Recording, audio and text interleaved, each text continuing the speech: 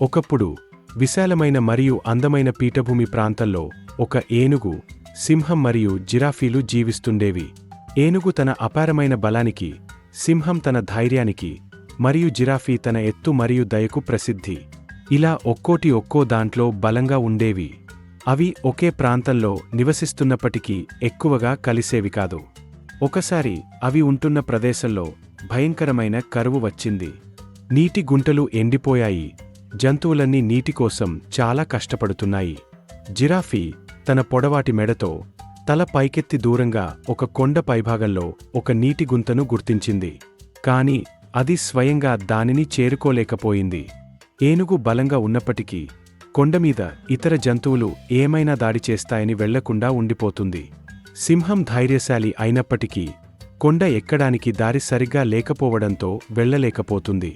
Giraffe ఒకరోజు ఏనుగు మరియు సింహం వద్దకు వచ్చి, మనకు నీరు కావాలంటే మనం కలిసి పని చేయాల్సి ఉంటుంది. ఆ నీటిగుంట ఎక్కడ ఉందో నాకు తెలుసు.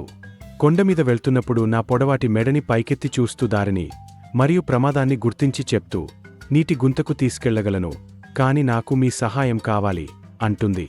సింహం తను ఏనుగు మరియు జిరాఫీలతో కలిసి వెళ్లడానికి సుముఖంగా లేనప్పటికీ తాను ఒంటరిగా అక్కడికి చేరుకోలేనని గ్రహించి, వాటితో ప్రయాణంలో నేను వేరే జంతువుల బారి నుండి మిమ్మల్ని రక్షిస్తాను, కాని మనం వెళ్లే దారిలో అడ్డుగా ఉన్న వాటిని తీసివేయడానికి నాకు ఏనుగు సాయం కావాలి అని అంటుంది.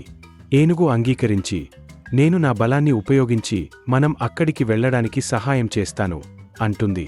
3 జంతువులు కలిసి బయలుదేరాయి. జిరాఫీ తన చురుకైన చూపుతో మార్గనిర్దేశం చేసింది. ఏనుగు తన బలాన్ని ఉపయోగించి అడ్డుగా ఉన్న పొదలు, చెట్టుకొమ్మలు మరియు బండరాళ్లను తీసివేసి మార్గం సుగమం చేయసాగింది.